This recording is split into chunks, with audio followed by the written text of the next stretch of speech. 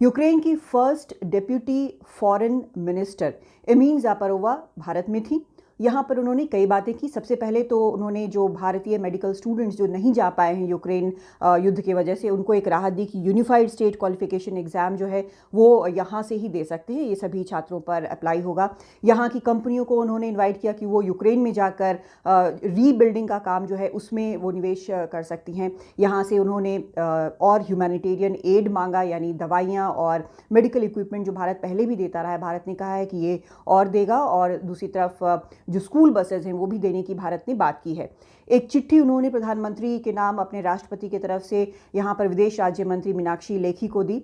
और उन्होंने ये भी कहा कि अजीत डोवाल जो एनएसए हैं उनको यूक्रेन आना चाहिए। अजीत डोवाल पहले मॉस्को जा चुके हैं, जब से ये युद्ध शुरू हुआ है अलग अलग मौक़ों पर अलग अलग बैठकों के लिए वो मॉस्को जा चुके हैं कई बार, लेकिन यूक्रेन नहीं गए हैं। हालांकि पीएम मोदी ने राष्ट्रपति पुतिन और राष्ट्रपति ज़ेलेंस्की दोनों से ही युद्ध शुरू होने के बाद कई बार बातचीत की है।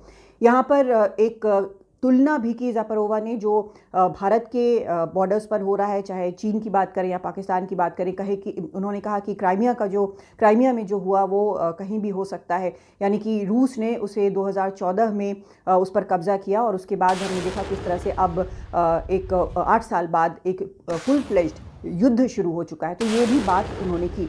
लेकिन सबसे बड़ा फैक्टर जो यहाँ पर नज़र आ रहा है वो ये कि G20 को जिस तरह से भारत ने शोकेस किया है, जिस तरह से वहाँ पर बड़े बड़े नेता आ रहे हैं और समिट जब होनी है G20 की सितंबर में, जिसमें विश्व भर के जो हेड्स ऑफ स्टेट्स हैं वो यहाँ पर आएंगे और ये एक बहुत बड़ा इकोनॉमिक प्लेटफॉर्म होगा, एक शक्ति प्रदर्शन भी एक तरह से होगा। यहाँ पर उन्होंने कहा है कि यूक्रेन के राष्ट्रपति ज़ेलेंस्की जो हैं वो संबोधित करना चाहेंगे, उनको खुशी होगी संबोधित करने में।